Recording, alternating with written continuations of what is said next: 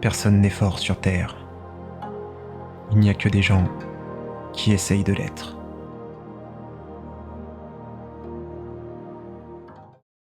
Takehiko, 12 ans, t-shirt loup au clair de lune, regardait les secondes s'égrener. Jamais le temps n'avait paru aussi long. C'était à croire qu'il allait se figer. Installé au fond de la classe, les mots du professeur ne parvenaient pas jusqu'à son esprit, trop préoccupé pour entendre. Ses yeux ne quittaient pas l'horloge. Chaque seconde semblait durer 1 heure. Chaque minute, une éternité. Des gouttes de sueur perlaient lentement sur sa colonne vertébrale, tandis que les battements de son cœur résonnaient comme un tambour dans sa tête. Angoisse. C'était la première fois qu'il éprouvait ce sentiment avec une telle intensité. Puisque dans maintenant 4 minutes et 22 secondes, Takehiko allait se battre pour la première fois de sa vie. Il abandonnerait volontiers honneur et futur pour esquiver l'affrontement, mais il n'avait pas le choix. Ses bourreaux l'attendaient à la sortie de l'école, et tout le collège le savait. Takehiko ne pourrait pas y couper. Il avait oublié les raisons du litige à présent, mais de toute façon, elles n'importaient plus. Tout ce qui comptait, c'était que dans 3 minutes et 41 secondes, il devrait se battre. Membre du club de kendo, seul son bokken, ce sabre en bois utilisé pour l'entraînement, lui apportait un minimum de réconfort. Avec lui, il pourrait se défendre. C'était tout du moins ce qu'il se racontait en boucle, pour ne pas devenir fou. Quand, enfin, la cloche retentit, son corps se figea. Ses muscles se raidirent, son cœur s'arrêta. Le garçon réprima de violentes nausées. Chassé par le prof, poussé par ses camarades, il finit par se retrouver dans les couloirs, et avant même de s'en rendre compte, dehors. C'était une très belle journée d'avril. Les sakuras étaient en fleurs, le ciel dégagé, et les moineaux chantaient. Un large groupe s'était déjà agglutiné. Un brouhaha assourdissant régnait tout autour. Certains riaient même. Comment osait-il ? Se demanda Takehiko pendant qu'il se rendait à la sortie. Comme un condamné progresse vers sa potence, comme une vache avance vers l'abattoir. Elle, au moins, ignorait ce qui les attendait. Lui devait lutter pour maîtriser ses pensées, pour calmer ses tremblements. Toutefois, les quelques neurones encore disponibles formulèrent une hypothèse réconfortante. Une bagarre entre enfants ne saurait être mortelle. Même s'il s'y mettait à plusieurs comme il le pressentait, la violence d'un gamin avait ses limites. Takehiko devrait s'en tirer avec quelques bleus, un œil au beurre noir, ou au pire, un bras cassé. Prisonnier de ses pensées, il n'entendit pas les mises en garde des élèves bienveillants. Les « oula, c'est quoi ce délire ?» de ses amis qui le suivaient de plus en plus inquiets. Il fallut qu'il soit rendu devant son adversaire pour le réaliser. Takehiko, 12 ans, n'allait pas affronter Kentaro de la 5e B ou même Yusuke de la 3e C, mais Miyamoto Musashi, le légendaire fondateur du Niten Ichiryu, un des tout meilleurs combattants que cette terre ait enfanté, et de loin le plus grand épéiste de tous les temps. En personne et dans la fleur de l'âge. « C'est une blague ?» s'entendit demander Takehiko. D'un geste aussi maîtrisé que solennel, Musashi dégaina ses armes. Dans sa main gauche, Kaneshige, somptueuse lame de 70 cm, et dans la droite, Ryokai, son katana mythique et préféré, 85 cm d'acier trempé plus acéré qu'un rasoir. Chacune d'entre elles avait versé suffisamment de sang pour ériger une nouvelle mer. C'est pas possible. La vérité n'est pas ce que tu veux qu'elle soit. Elle est ce qu'elle est. Tu dois te plier à son pouvoir ou vivre une vie de mensonge. À présent, il n'y avait plus de doute sur l'identité de cet homme aussi charismatique que mystérieux. Les spectateurs éclatèrent de joie. Ce n'était pas tous les jours qu'on avait la chance d'assister à une démonstration du samouraï le plus célèbre de l'histoire. Armé de son bokken, Takehiko ne savait quoi faire. La scène était surréaliste. Cela ressemblait à un mauvais rêve. Mais tout était trop vif, trop coloré, trop vrai. Perdu pour perdu, il laissa son instinct prendre le contrôle et attaqua en premier. Son coup fut hésitant, mais il toucha Musashi en pleine tête. Celui-ci ne bougea ni ne broncha. Il prit un instant avant de juger la frappe, puis avança d'un pas. Son bras se leva et son katana réfléchit les rayons du soleil dans un somptueux scintillement. Ces mots renfermaient une résonance que peu de mortels atteignaient. L'essentiel, quand tu tiens un sabre, est ton intention de trancher ton ennemi. Peu importe les moyens, il est impératif d'atteindre cela. Si tu ne penses qu'à toucher, parer ou frapper, tu ne seras pas capable de trancher. Ses muscles se contractèrent et son bras, armé, s'apprêta à tomber. Voilà comment fait-on. Takehiko, 12 ans, comprit que ce serait sa première et dernière leçon. Puisque quand Musashi abattit son sabre, les oiseaux arrêtèrent de piailler les feuilles de voler et le temps de s'écouler. Quand Musashi abattit son sabre, Takehiko réalisa enfin la beauté de cette journée, la chance qu'il avait et la vanité d'un combat. Quand Musashi abattit son sabre, enfin, comme si elle n'attendait que ça, la vidéo commença.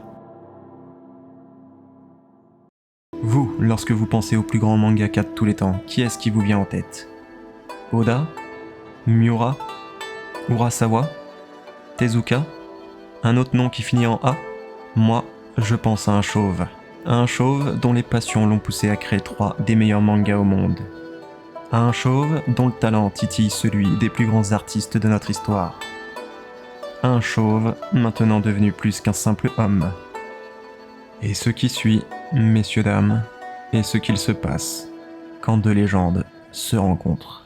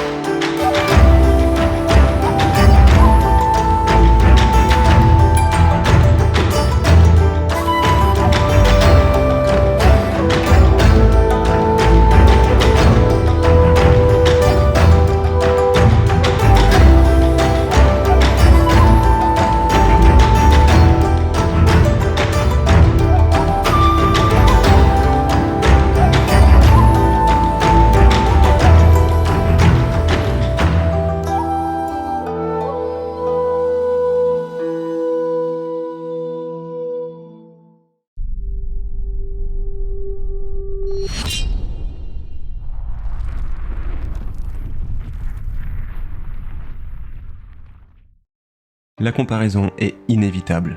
Tous ceux qui s'y connaissent vous le diront avec un aplomb en or. Au petit jeu du quel mangaka dessine le mieux, on compte que des artistes très compétents, des petites perles en veux-tu en voilà, mais seulement 4 génies dont le talent éclipse tous les autres. Les 4 cavaliers du mangapocalypse, comme on les appelle. J'ai nommé Murata, Boichi, Miura et évidemment Monsieur Takehiko Inoue.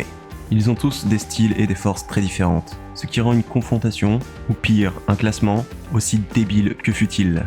C'est donc précisément ce qu'on va faire.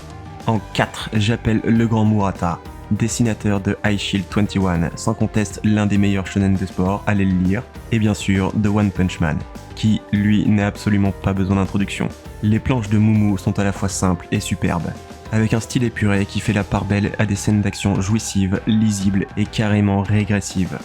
Et à ce niveau, pas de défaut dans le coup de crayon, il gère tout à merveille, que ce soit les décors dantesques et cataclysmiques, ou les gros plans sur des personnages expressifs au possible. Sur le pied du podium, on trouve notre ami Boichi, principalement connu pour Sunken Rock et Dr. Stone. Et alors bon, autant on pourra juger le contenu de ses œuvres originales, autant faut avoir une sacrée gueule pour se permettre de critiquer le contenant. Ses planches sont magnifiques, son style hyper réaliste en séduira plus d'un, surtout lorsqu'il se combine avec un goût prononcé pour la mise en scène et un travail d'ombrage et d'éclairage tout simplement inégalé à ce jour.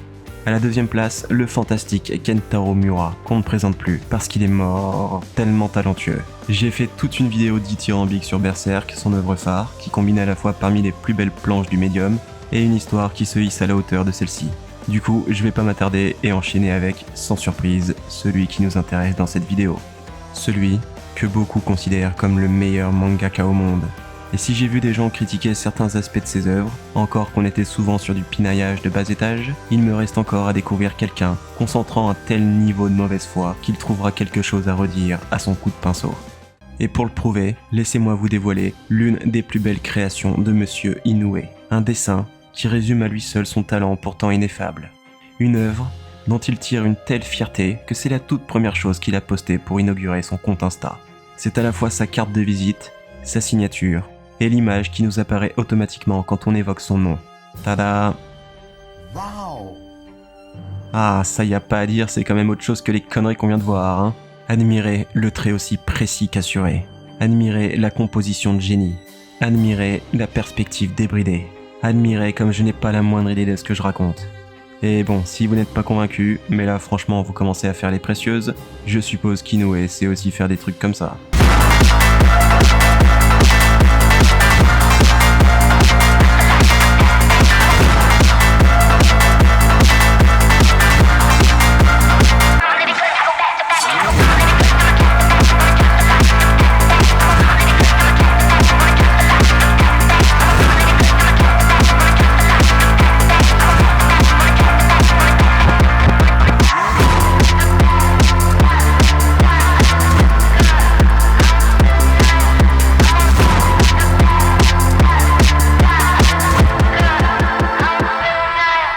Évidemment, Takehiko Inoue n'est pas venu au monde avec des doigts cybernétiques. Sans doute avait-il des prédispositions, mais plus que ça, il avait une passion. Épris du dessin depuis son plus jeune âge, il s'est naturellement dirigé vers des études d'art. Après le lycée, au lieu de passer ses vacances d'été à se rouler dans l'herbe, il s'est incrusté à un cours préparatoire en art appliqué, avant de se souvenir qu'il était quasiment aussi pauvre qu'un clochard, et qu'il ne pourrait pas intégrer une onéreuse école d'art.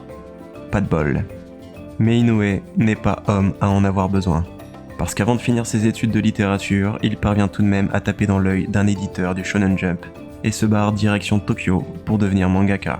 Inunu démarre comme l'assistant de Hojo, le créateur de City Hunter. Puis il commence assez vite par faire des one-shots, avec notamment Kaede Purple, un manga qui parle, et là, surprise, de basket. Durant 30 pages, on suit un basketteur un peu emo bad boy sur les bords, du nom de Kaede Rukawa. C'est marrant, ça me dit quelque chose. Bon, comme on peut le voir, Inoue était encore à ses débuts, en pleine phase d'apprentissage, et à des années-lumière de son niveau actuel. Je vais pas aller jusqu'à dire que c'est dégueulasse, mais franchement, je déconseille la lecture après un copieux repas. Ce qui est fantastique, puisque sa progression témoigne que vraiment, à cœur vaillant, rien d'impossible. Et du cœur, c'est pas ce qui lui manque.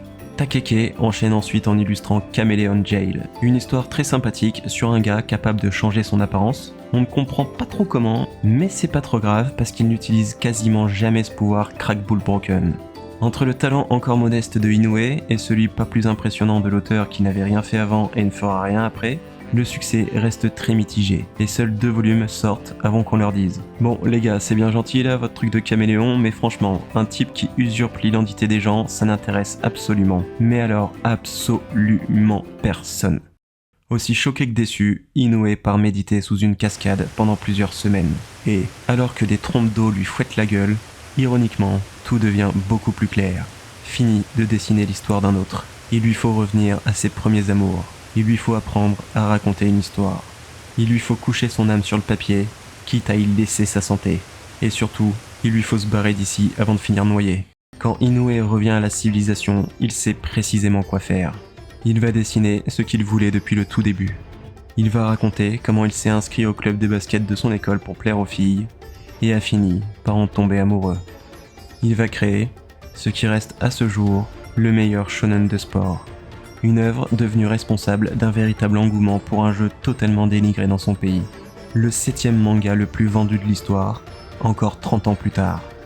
Oui, pour sa toute première série, Takehiko Inoue va faire un slam dunk.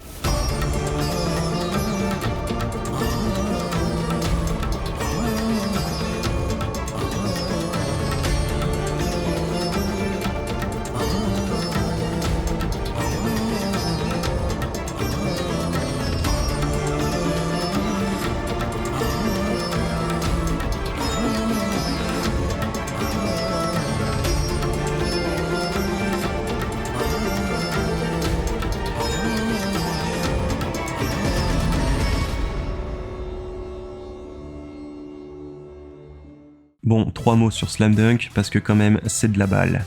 Je me souviens l'avoir relu il y a plusieurs années pour voir si c'était aussi bien que dans mes souvenirs. Honnêtement, j'ai été un peu déçu au départ. Pour être franc, le premier chapitre m'a paru un peu vieux, avec des dessins qui commençaient à dater et une introduction rigolote, mais quand même moyenne. La toute première page montre un Sakuragi loufoque tirant une tronche pas possible, et le manga s'annonce très vite comme une petite comédie sans prétention. Puis, on a la première double page. La première claque. Jusqu'ici, Sakuragi n'était qu'un pitre, mais quand il bondit pour mettre un dunk sur une planche qui laisse apercevoir le talent sans limite d'Inoue, il devient tellement plus que j'ai dû réprimer un frisson. Et c'est à ce moment-là que je me suis dit « Ouais, je m'étais pas trompé ».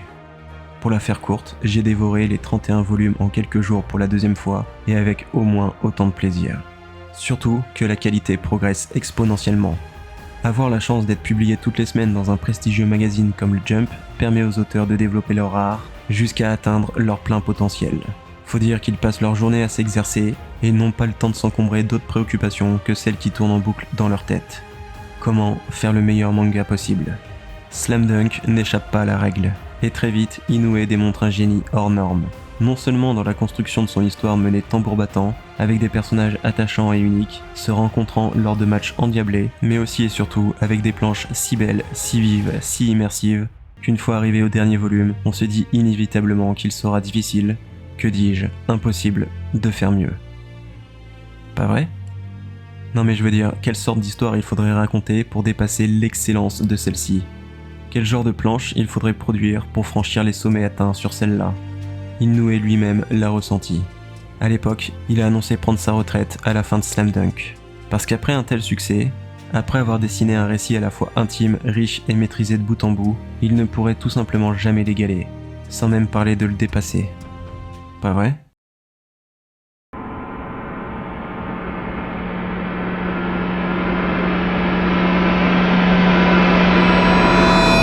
Ah, bah peut-être que si finalement.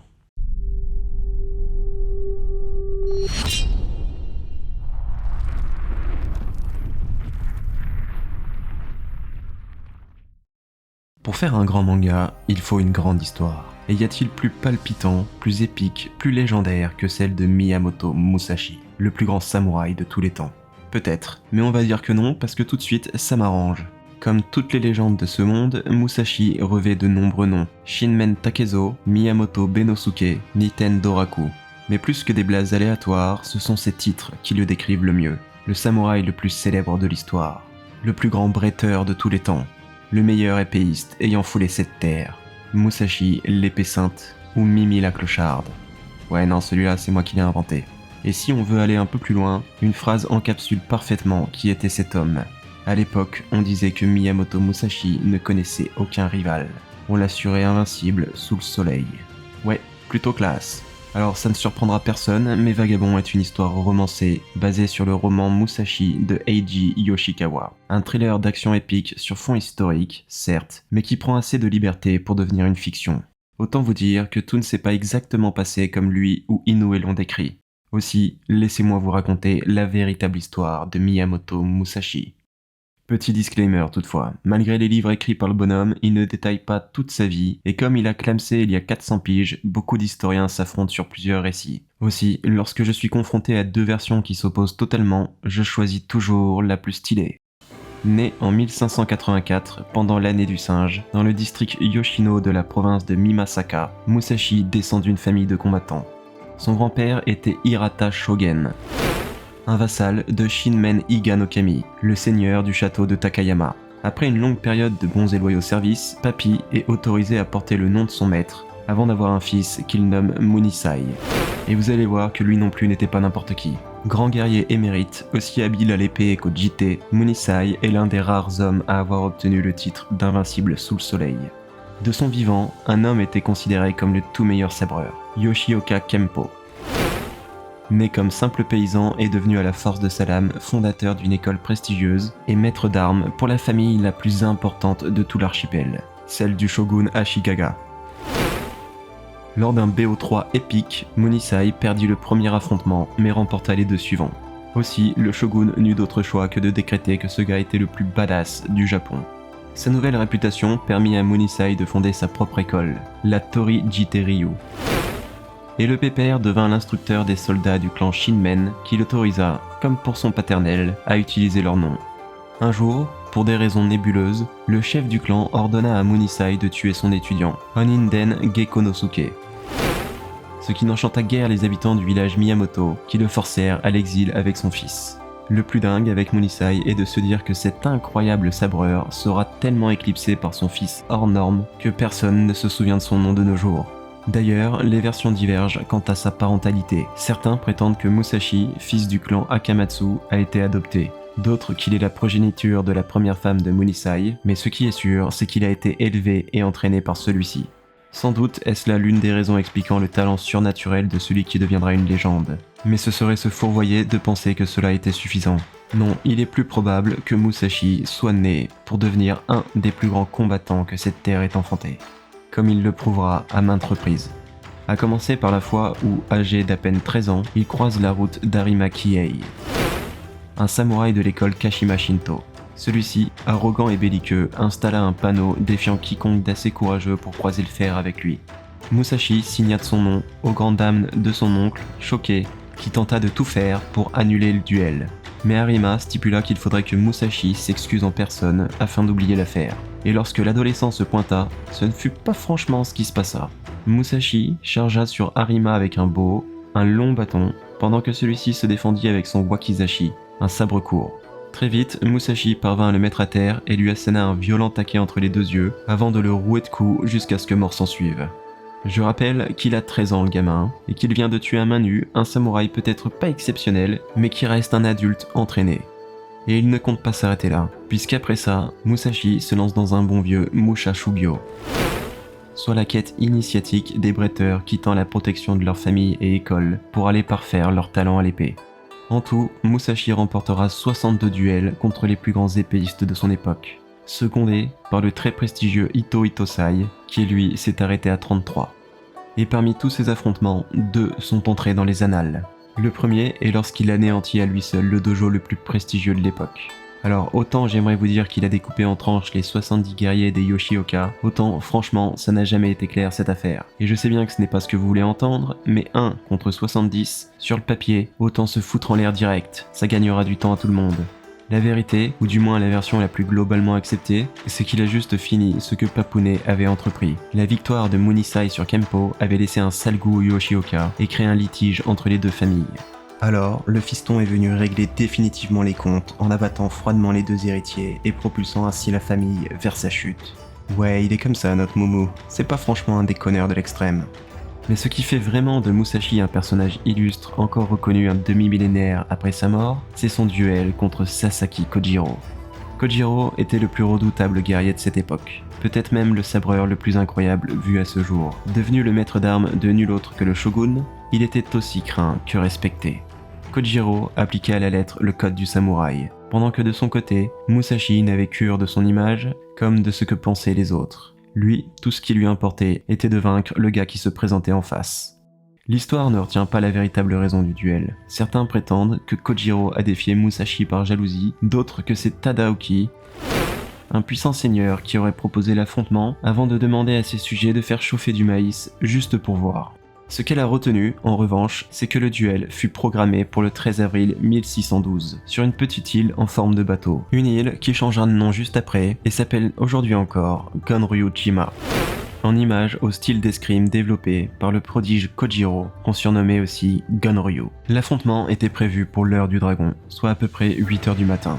Kojiro arriva un peu en avance, armé de son Odachi, un long sabre prévu pour être utilisé à 2 mains.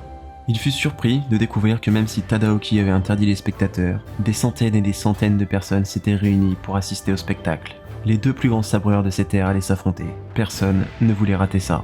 Kojiro et les spectateurs attendirent en silence, dans un respect solennel. 5 minutes, 10, 30, aucun signe de Musashi, même après plusieurs heures. Pendant que Kojiro s'impatientait sur l'île, Musashi, lui, se faisait une grasse mat, puis enchaînait avec un bon petit-déj. Il prit tout le temps du monde. Sur la barque, le menant à Gonryū-jima, il prit l'une des pagaies et y tailla un long boken. Quand enfin, Musashi posa pied sur la plage, Kojiro était enragé. Il jeta dramatiquement son fourreau dans la mer pour signifier que ce serait un combat à mort. Loin d'être impressionné, Musashi lui fit remarquer que s'il comptait gagner, c'était quand même plutôt con de se séparer d'un si beau fourreau. Kojiro attaqua sans attendre avec son long katana et Musashi riposta au même moment. Le sabre frôla le crâne de Musashi, mais le boken percuta son adversaire en pleine tête. Et la rivalité prit fin. Bizarrement, après cette démonstration de force, les provocations en duel se firent de plus en plus rares.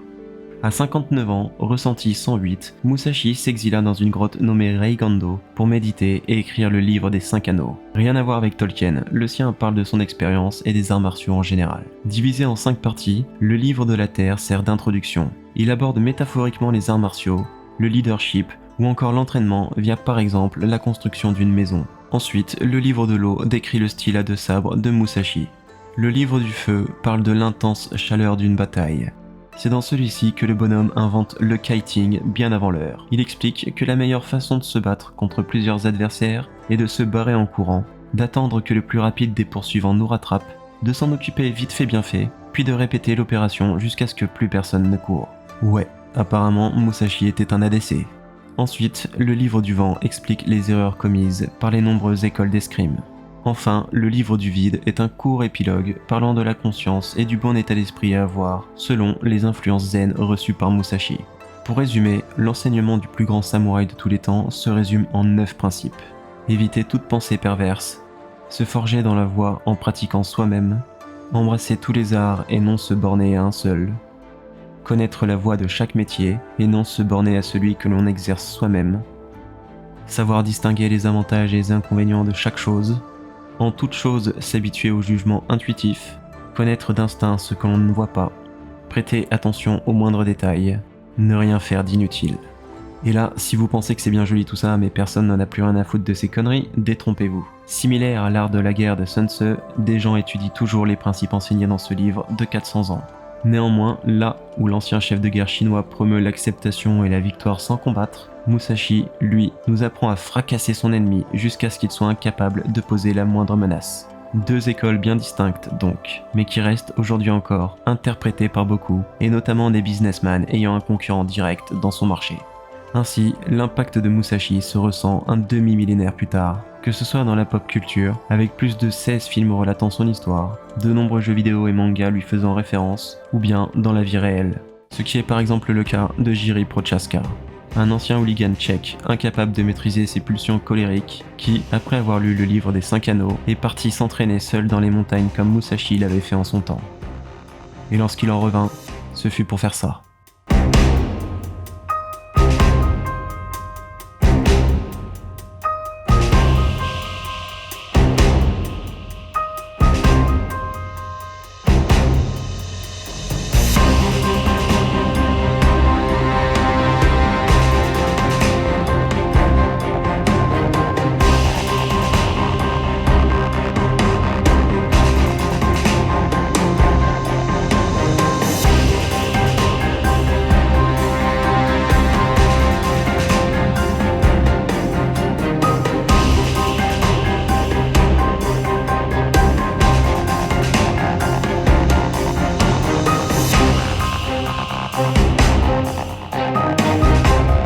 Inspiré par l'un des plus grands, Jiří devint à son tour l'un des meilleurs combattants au monde.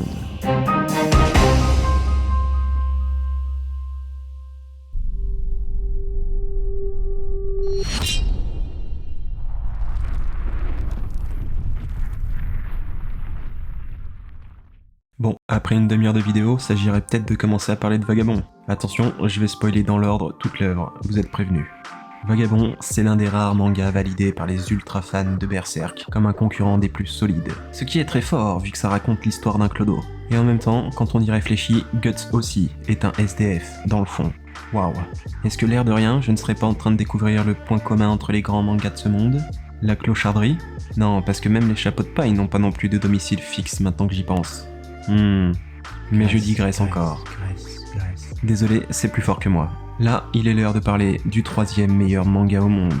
Et premier constat, Vagabond ça se lit vite, Vagabond ça se lit bien, pour la bonne et simple raison que c'est une œuvre contemplative. Inoue laisse parler tout son talent sur les pages et use du plein potentiel de son médium. Dès qu'il peut, et c'est souvent le cas, il raconte son histoire et véhicule les émotions via le dessin au lieu de le faire avec des dialogues. Ce qui est autrement plus chiant, mais aussi autrement plus beau. Puisque tout devient métaphorique. Chaque petite case sans prétention se transforme en un véritable symbole. Par exemple, quand Inoue souhaite parler de la difficile ascension de Musashi, de sa quête presque impossible pour devenir le meilleur sabreur du Japon, il le dessine en train d'escalader une gigantesque montagne. Et quand il y parvient enfin, Musashi découvre que ce n'était que la plus petite des alentours. C'est plutôt brillant, faut bien le reconnaître. Un autre exemple très parlant est la présentation de la fascinante relation entre Tsujikaze et Rindo. Elle est racontée sans un seul mot. On voit la jeune fille l'attaquer à plusieurs reprises avant de partager un repas, puis quelques moments de tendresse avec cet homme étrange qu'on devine comme étant l'assassin de son père. Et celui qui se prenait jusqu'ici pour le dieu de la mort s'adoucit à son contact, une fois forcé de s'occuper d'une jeune fille qui n'a pas eu beaucoup plus de chance que lui. Évidemment, t'as ce gros relou de Musashi qui débarque pour niquer le tableau, mais c'est ce qui rend leur confrontation d'autant plus prenante, d'autant plus dramatique, parce que nous, on sait déjà qui va gagner. Et ça ne manque pas. Le dieu de la mort connaît à son tour le sort qu'il a réservé à beaucoup, avec un peu de latence en prime, puisqu'il décède à retardement quelques jours ou semaines après le départ de notre héros. Bon, si à ma première lecture j'ai eu un coup de cœur en lisant Vagabond, à un moment où je me suis dit « Waouh, ah ouais quand même », une construction scénaristique dont on parlera dans la prochaine partie, à ma relecture, beaucoup m'ont marqué. À commencer par l'arc d'Inchun, le moine prodige, le premier adversaire valable de notre héros. Après un affrontement initial qui ne se passe pas de ouf, Musashi fuit dans la forêt comme la bête sauvage qu'il est, et c'est à ce moment-là qu'il découvre la peur. Nourri, blanchi et logé par Papy In-Ei, il se remet très vite de ses blessures physiques, mais moins vite des psychologiques. Il lui faudra se refléter sur son passé et sa relation paternelle un poil chelou, monter aux arbres pour bouffer des piafs, méditer sous une cascade et parler à un loup. Sacré programme. Mais le pire, c'est que ça marche. Musashi parvient à faire la paix. Sous une nuit étoilée, il accepte totalement l'éventualité de mourir ici, ce soir, face à un prodigieux adversaire. Le duel démarre, lentement, mais alors vraiment lentement, et c'est finalement Inchun qui cède à la pression. Aussi, Musashi prévaut. Sa réaction à sa victoire m'a choqué au départ, parce que j'ai cru qu'il s'acharnait sur le crâne chauve du pauvre Inchun inconscient. Mais non, il frappait le sol juste à côté, et j'ai trouvé ça très humain de sa part. Ça rappelle qu'on ne suit pas Naruto à Konoha, mais un homme bien réel, avec ses qualités et ses défauts, dans notre monde, parfois beau, parfois triste, mais souvent injuste. Dans cet arc, c'est bien l'expérience métaphysique d'Inchun qui m'a véritablement touché. Au bord de la mort, sa vie défile et le jeune moine guerrier se rend compte de la solitude dans laquelle il s'est enfermé. Et c'est à ce moment, quand son heure arrive, qu'il réalise qu'il veut vivre. La page parle d'elle-même. Nul besoin d'un splendide dessin du maître, puisque quelques mots suffisent. C'est à la fois la page la plus simple jusqu'ici et la plus puissante. Encore une fois, Takehiko Inoue maîtrise parfaitement son art, ce qu'il nous montre à nouveau, quelques volumes plus tard, quand Musashi affronte les 4 meilleurs disciples de Yagyu, à ne pas confondre avec le bœuf. Déjà, c'est la première fois qu'il se bat avec 2 armes, un premier aperçu du style du bonhomme qui a largement contribué à sa renommée, tout simplement parce qu'aucun samouraï n'utilisait 2 sabres en même temps. Et c'est bien là la force d'un récit historique, qui transforme un moment simple en quelque chose de plus grand, de plus fort. Mais la scène marquante survient 4 chapitres plus tard, lorsque Otsu commence à jouer de la flûte sous la lune pendant que Musashi lutte pour sa vie.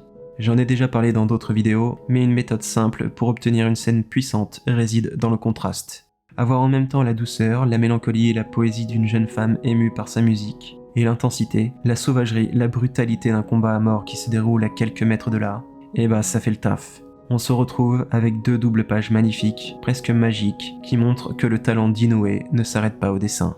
La mise en scène est magistrale, et le résultat, inoubliable.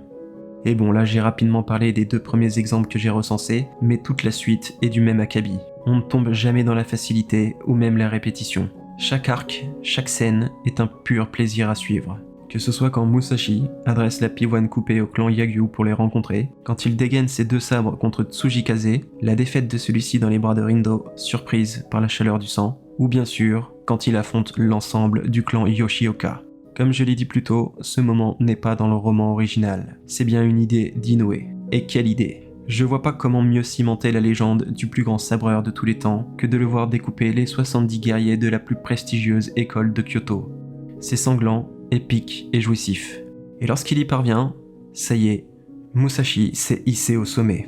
À présent, le monde entier connaît son nom.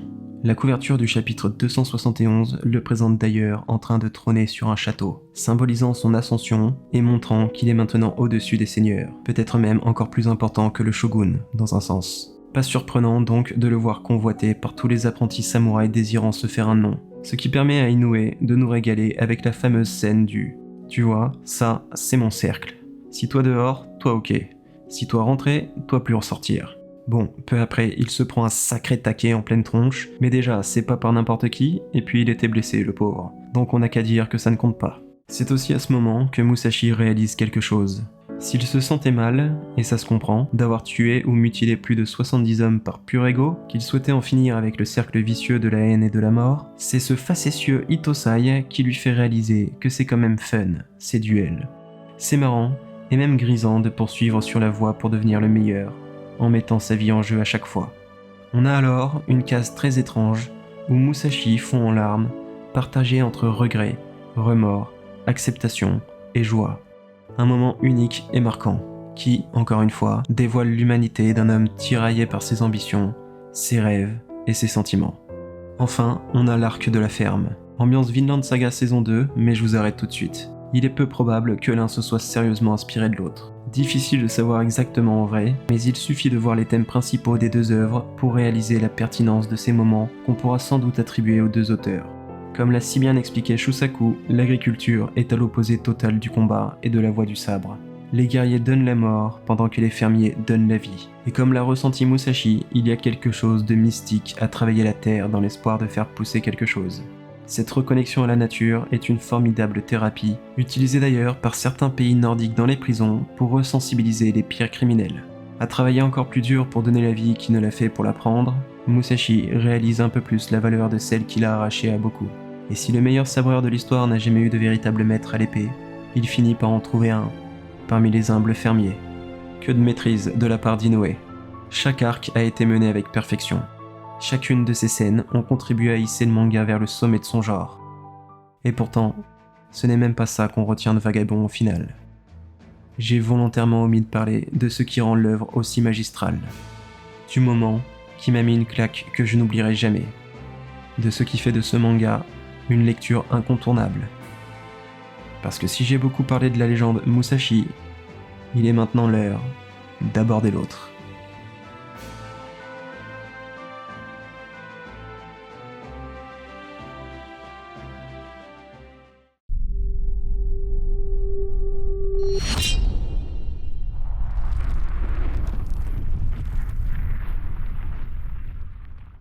Ah, il se sera fait désirer celui-là, hein. Faut se rendre compte que si pour nous, occidentaux, Sasaki Kojiro c'est juste un nom exotique, aucun japonais n'ouvre Vagabond sans en avoir entendu parler. Il fait partie intégrante de la légende de Musashi, et dire ça reste très réducteur envers l'homme qui aurait facilement pu être le tout meilleur de l'histoire. Il serait né à une autre époque, il n'aurait pas perdu patience lors de leur duel, il aurait un peu plus bossé ses pas chassés, et ça aurait pu être lui, le héros, le mythe, celui dont beaucoup parlent encore 500 ans plus tard.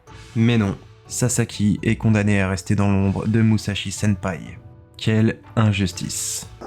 Pourquoi je suis corrompu? Parce que notre ami Kojiro, lui, n'est pas la moitié d'un clodo. On dit qu'une histoire se mesure à son antagoniste. Aucune surprise donc de se retrouver avec un personnage incroyable.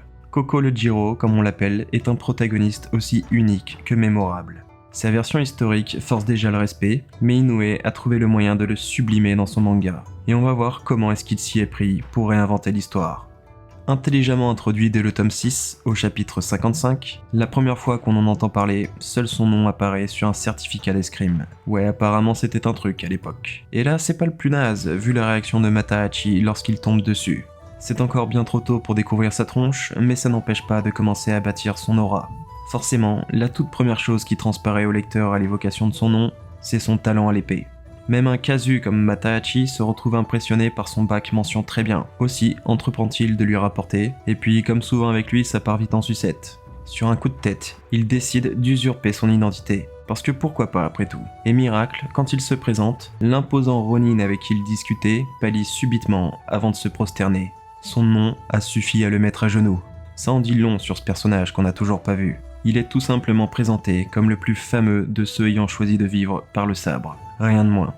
Et 2 volumes plus tard, on n'a toujours pas la moindre idée à quoi il ressemble, cet épéiste d'exception. Mais Matahachi fait une prédiction. Jaloux d'apprendre que Takezo s'est fait la malle avec Otsu, quand des badauds arrivent pour saucer Musashi, qu'il présente comme le plus grand dragon montant, quoi que cela puisse bien vouloir dire, Matahachi, piqué, annonce fièrement qu'un jour viendra où Kojiro vaincra Musashi. Ce qui fait sourire quand on connaît l'histoire. Il a toujours eu un sacré instinct, ce Matahachi. Clin d'œil, clin d'œil.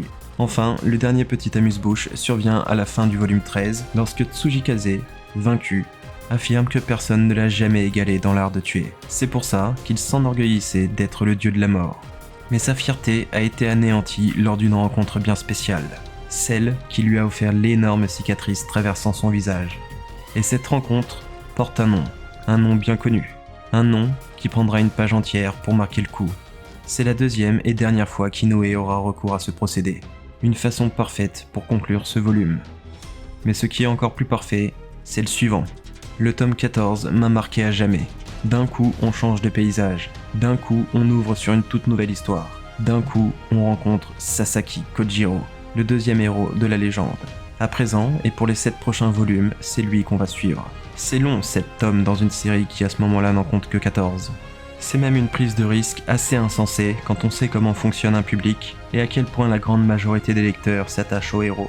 Je n'ai pas les chiffres, mais je suis prêt à parier que Vagabond a connu une chute de popularité assez vénère à ce moment, à l'instar de Berserk post-Eclipse. Ce qui est assez marrant, et par marrant j'entends triste, parce que les grands moments mémorables de la fiction sont souvent catalyseurs de déception pour un grand nombre. Maudit casu! Parce que ce soit l'éclipse de Berserk, les noces pourpres de Game of Thrones ou la césure de Vagabond, c'était à chaque fois précisément ce qu'il fallait faire pour élever l'histoire vers de nouvelles strates. Et dans ce dernier cas, après autant de teasing, il convenait de faire honneur à Kojiro. Quelques chapitres n'auraient pas pu suffire. Et donc le voilà, pour moi, le coup de maître scénaristique d'Inoue. Il a totalement abandonné le héros qu'on suivait jusqu'ici pour consacrer 7 volumes entiers à développer son rival, sans aucune concession. À l'époque, personne n'a vu Musashi pendant plus de 3 ans, ce qui est brillant puisque cela a permis à Kojiro de grandir, littéralement d'abord car le flashback commence quand il n'est qu'un bébé, mais aussi et surtout figurativement parce que ce traitement des plus respectueux l'a promu d'antagoniste cool à véritable protagoniste.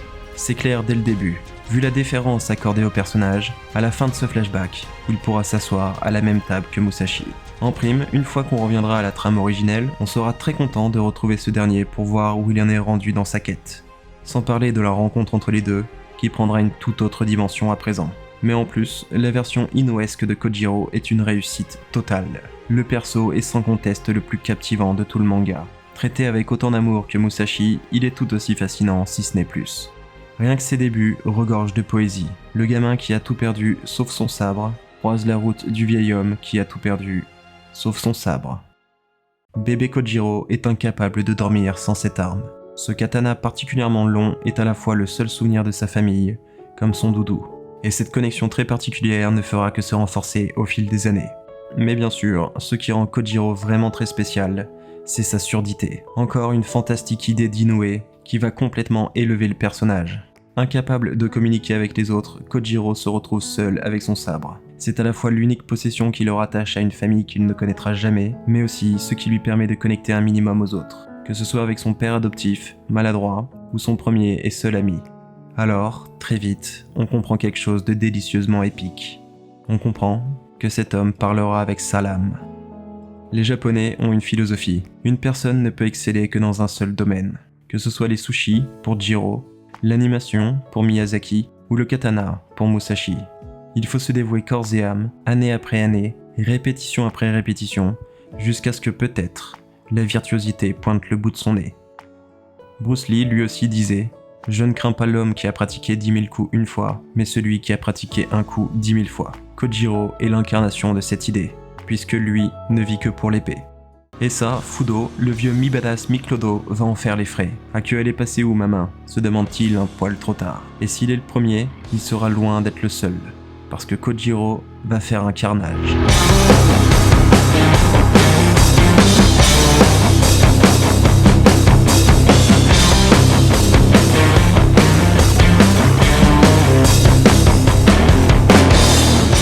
Après s'être fait bitch slapper sans vergogne par Hitosai et une nuit passée à griller des chamallows sur la plage, il part en compagnie d'un des meilleurs guerriers de cette ère à la découverte du monde. Ça promet. Et, surprise, ça se passe excellemment bien. À condition d'être un guerrier sociopathe avide de sang. Parce que pour un gars normal, ça serait sans doute le pire voyage de tous les temps. Je veux dire, la première destination, c'est quand même le champ de bataille de Sekigahara, qui a vu mourir des milliers de soldats dans l'indifférence la plus totale. Mais Kojiro, lui, ça le régale. Il est l'un des deux seuls types à sourire dans ce bain de sang, avec nul autre que Takezo Shinmen, Musashi version Alpha 0.4. On assiste alors à la première rencontre des deux prodiges qui coopèrent plus par nécessité qu'envie. Et lorsqu'ils se retrouvent dos à dos, ils se retournent subitement pour se faire face dans une double page sublime. Petit foreshadowing qui ne mange pas de pain, mais ça fait toujours plaisir. Amis d'un instant, ennemis pour la vie. Et ils se quittent aussi vite qu'ils se sont trouvés. Chacun va qu'à ses occupations, et si on sait déjà le chemin qu'empruntera Musashi, cette fois, il est temps de suivre celui du jeune Kojiro. Et si on pensait que Musashi avait eu un parcours héroïque, c'était seulement parce qu'on n'avait pas encore vu celui de son plus grand rival. Hitosai, qui n'est décidément pas le dernier des déconneurs, propose à Kojiro de faire un cache-cache de l'extrême. Et je dis propose, mais ne lui laisse pas franchement le choix. Le consentement, c'est pas trop son truc à lui. S'ensuit alors un moment épique as fuck, comme on dit dans le milieu. Parce que Kojiro se retrouve à devoir se battre pour sa vie dans la forêt contre des centaines d'adversaires bien vénères qui ne lui laissent pas une seule seconde de repos. Et pendant qu'il se transforme en bête sauvage, on découvre en parallèle une petite troupe de guerriers accomplis qui eux aussi luttent pour survivre dans cet environnement de ses morts. Il y a un vieux à qui on la fait plus, un jeune gars à qui on pense pouvoir la faire mais finalement pas tant que ça, un gars qui a bien mangé à la cantine, un ni vraiment jeune mais pas franchement vieux non plus, et 2 types qui cannent tellement vite qu'ils ne méritent même pas d'être présentés. Honnêtement, le petit groupe est très attachant. Ils partagent un objectif commun, sont soudés dans leur périple et ont peu de chances de réussite. Toutes les clés d'une histoire intéressante sont cochées. Pourtant, je défie quiconque de me citer un de leurs noms. Parce qu'on sait, ça saute aux yeux. On sait que la joyeuse troupe va croiser la route d'un démon. Et ça ne manque pas. Après plusieurs batailles et sacrifices, lorsque les guerriers touchent leur objectif du doigt, alors qu'ils n'ont plus que quelques montagnes à franchir, ils tombent sur ça. Et là, tout le monde comprend que c'est la merde. Parce que si tomber sur un Kojiro bien luné n'est jamais une chance en soi, tomber sur un Kojiro énervé, éreinté, à fleur de peau, sur les nerfs et la défensive, c'est prendre un aller simple vers l'au-delà. Et ça, le vieux loup de mer de l'équipe l'a bien compris. Du coup, il sort son arme spéciale qu'il réserve pour les grands moments comme celui-ci, la corde à sauter. Et c'est qu'il s'en sort pas trop mal le con en plus. Mais bon, il y a un vieux proverbe japonais qui dit « Tu peux pas tester Kojiro ». Surtout dans sa version 2.0 où ça fait 3 jours qu'il côtoie la mort non-stop. Aussi, spoiler alert, Kojiro lui fait le bon vieux coup du kimono autour du bras qui cache un couteau, et vlam, un vieux en moins, le monde s'en porte mieux. Toutefois, avant de rendre l'âme, Papy a une révélation. Ce duel épique lui a permis de cerner son adversaire. Il comprend que celui-ci est tout sauf normal. Il constate que cet homme est chéri par les lames. Kojiro est pur. Joueur, naïf, bestial, un brin stupide, c'est un tueur aussi innocent que mortel. Comme il vit dans le silence le plus total depuis toujours, il n'entend pas les hurlements de rage, les cris de douleur ou les pleurs des proches. À vrai dire, il ne s'entend même pas penser. Loin des distractions habituelles de la vie, il a pu se consacrer entièrement au maniement de l'épée. Ce qui en fait le 2e meilleur sabreur de l'histoire, mais aussi un être tout à fait unique. Je veux dire, en plein milieu d'un combat à mort, il se prend pour une grand-mère et pince affectueusement la joue de son adversaire redoutable, avant de se mettre à danser comme un possédé. Et ça, c'est la page qui représente le mieux Kojiro. Heureux, dans son monde, avec son katana, sous une pluie de sang. Il est aussi extraordinaire que Musashi est humain. Encore une fois, contraste. Bref, après la joyeuse randonnée de Kojiro, on retourne enfin à notre samouraï préféré. À moins que ce soit le second maintenant. Et pour nous remettre directement dans le bain, Inoue a choisi de faire une prolepse très puissante, où on voit, en couleur je vous prie, Musashi trancher Denshishiro, l'imposant Yoshioka qui venait tout juste de gagner en capitale sympathie grâce au flashback de Kojiro. Encore une fois, ça témoigne du talent sans borne du maître, qui apparemment n'a juste aucune faiblesse en fait. Non content d'être un des tout meilleurs artistes au monde, il connaît les forces comme les défauts des procédés scénaristiques, et arrive à en tirer le meilleur à chaque fois. Pas surprenant donc qu'il nous gratifie une fois de plus avec une excellente scène à peine quelques volumes plus tard. Celle où Musashi croise Kojiro dans la cour de leur hôtel Ibis. Les 2 tueurs confirmés en viennent à jouer avec des petits bouts de bois comme les gamins qu'ils sont dans le fond. Mais entre leurs mains, les brindilles deviennent des sabres. Ils s'amusent, s'entraînent, se découvrent et se jaugent en même temps dans la neige. Un petit moment qui ne paye pas de mine mais contribue à rappeler l'inévitable causalité d'une histoire qu'on connaît déjà. Peu importe ce qu'ils feront, leur rencontre, leur chemin, leur détour, Musashi et Kojiro sont inexorablement liés.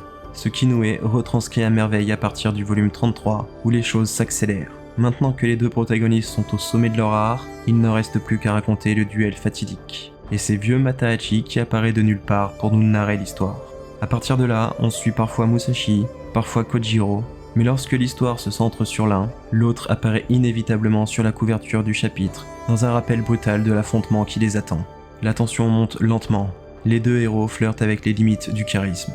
Puisque pendant que Musashi, la légende, se bat dans une ferme contre la famine, les sauterelles et un groupe de bandits envoyés pour le tester, Kojiro n'est pas vraiment en reste dans les derniers chapitres. Non, parce que quand il arrive à Kokura et qu'il fracasse une bonne poignée de gars tout en jouant avec une balle afin qu'elle ne touche jamais le sol, c'est déjà une sacrée démonstration de force. Mais c'est qu'il ne s'arrête pas là le bougre. Oh là non, c'est bien mal connaître notre Kojiro. Sans hésiter, il plonge dans une rivière glacée pour sauver le fils d'un des types qu'il était justement en train d'humilier. Et lorsqu'il parvient au gamin, il rattrape tout naturellement la balle qui n'a évidemment toujours pas touché le sol, pour lui offrir gentiment. Comme l'a si bien dit le narrateur, ça n'a pris qu'1 jour pour que Kokura devienne la ville de Kojiro. Ah, mais excuse-nous, Kojiro. Ou peut-être devrais-je dire Cool Jiro, l'homme le plus classe du monde apparemment. Je le déteste. Et en même temps je l'adore. Il apparaît un peu comme une entité suprême. Un génie total, intouchable, béni par les lames, chéri par les femmes. Quand Musashi, malgré des prédispositions certaines, a dû avancer pas à pas, affronter les défis que tous les hommes normaux rencontrent et franchir les obstacles un à un pour en arriver là. Ainsi, la confrontation prophétique en devient symbolique. Quand Musashi rencontre Kojiro, c'est la normalité qui rencontre le génie. C'est le travail acharné qui affronte le talent à l'état pur. C'est l'homme face à l'exceptionnel.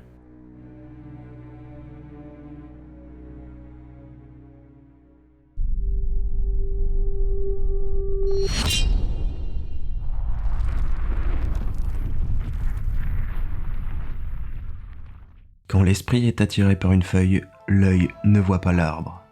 Quand l'esprit est attiré par l'arbre, l'œil ne voit pas la forêt. Ne pas s'attacher aux détails, mais voir l'ensemble sans vraiment regarder. C'est ça, voir. Inoue, lui, voit très bien. Trop bien même. Surnommé la main de Dieu, il est l'un des mangaka les plus respectés au monde, que ce soit par ses fans ou ses pairs. On ne compte plus les prix comme les compliments qu'il a reçus. Mais c'est un en particulier qui lui insuffle aujourd'hui encore la force et l'envie de dessiner. Enfant, alors qu'il gribouillait dans son coin, un jour son grand-père s'est arrêté au-dessus de son épaule et a commenté « Waouh, on dirait que les cheveux bougent sur le papier ». Cette simple phrase a rendu Inoue tellement heureux que non seulement 40 ans plus tard il dessine toujours, mais en plus je vous défie de trouver quelqu'un peignant les cheveux aussi bien que lui. Ce serait mentir de dire qu'Inoue est comme tout le monde. Pour commencer, il a une maxime bien à lui qu'il essaye d'honorer. Tenter quelque chose loin de ses capacités. Sans doute est-ce pour cela qu'au milieu de Vagabond, le maître a décidé d'abandonner le fameux G-Pen, le stylo utilisé par tous, pour un autre outil bien spécial. Inoue est à ma connaissance le seul à employer un Menso Brush, un pinceau si fin qu'il est horriblement dur à maîtriser. Le Menso permet de faire des traits d'une finesse inégalable, mais il est aussi absolument imprévisible. Et comme Inoue travaille sans possibilité de corriger ou rectifier, chaque trait, chaque coup, peut ruiner plusieurs heures de travail acharné. Seulement, le maître a la solution parfaite à ce problème.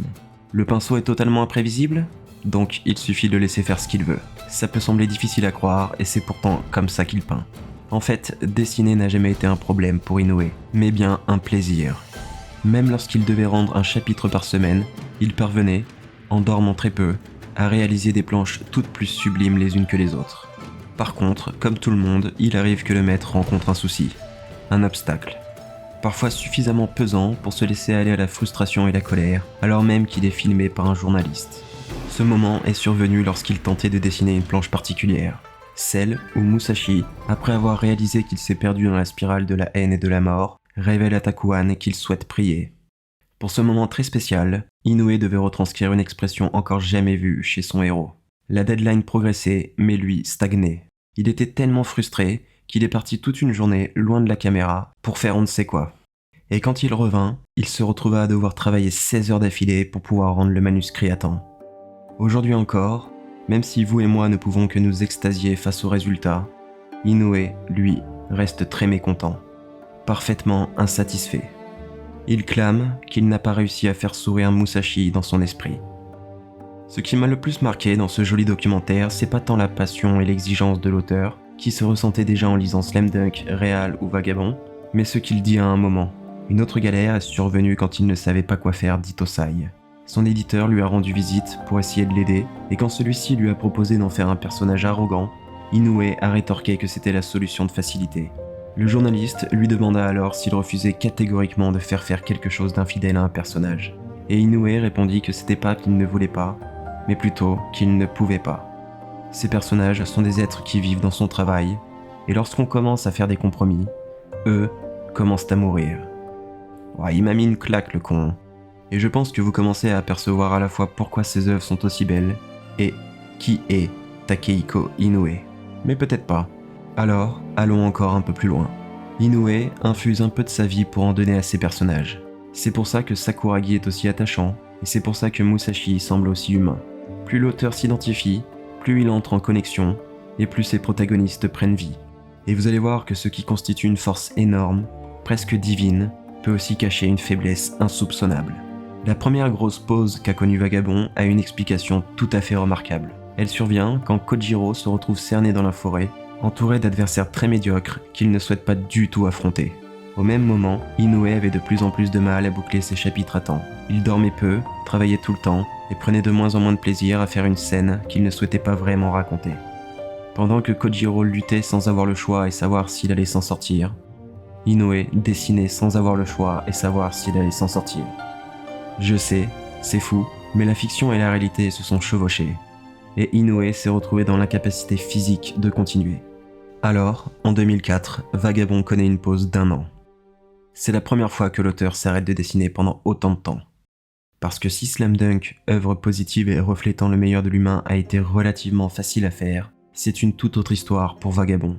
Fidèle à son principe, Inoue a décidé de faire quelque chose de radicalement différent, et il s'est retrouvé piégé dans la noirceur de son œuvre. S'il va aussi loin, c'est parce que plus il creuse, plus il se connecte à son travail, et plus il obtient l'essence, la substance primale lavée de toute impureté. Et quand on atteint le cœur de la vie, cela devient universel et éternel. Inoue veut faire quelque chose qui résonne à travers les âges et les pays. Pour lui, ça se résume à ce que ça veut dire d'être humain. Lui trouve ça nul de dessiner des hommes en train de se faire trancher, sans ressentir de la souffrance en le faisant. Alors pourquoi est-ce qu'il est revenu, me demanderez-vous? Parce qu'au fond, Inoue est comme Musashi. Il n'aime pas perdre. Il ne voulait pas que les gens pensent qu'il abandonne facilement. C'est aussi pour ça que je suis sûr que même si on n'a aucune nouvelle depuis 10 ans, Vagabond reprendra. Parce que même s'il ne l'est pas, Takehiko Inoue essaye d'être fort.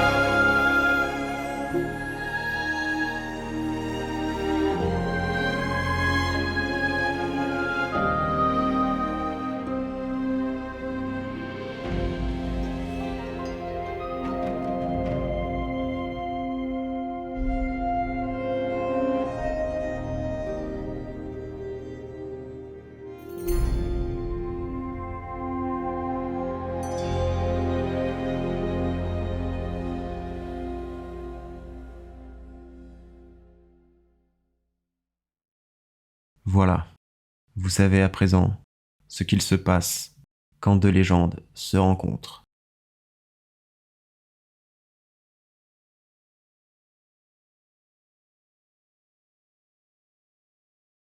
Bon allez, on arrête les conneries maintenant et on s'abonne.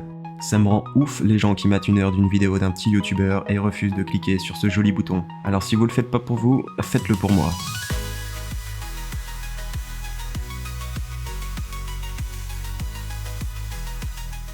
Ah, et la prochaine vidéo sera sur Death Note.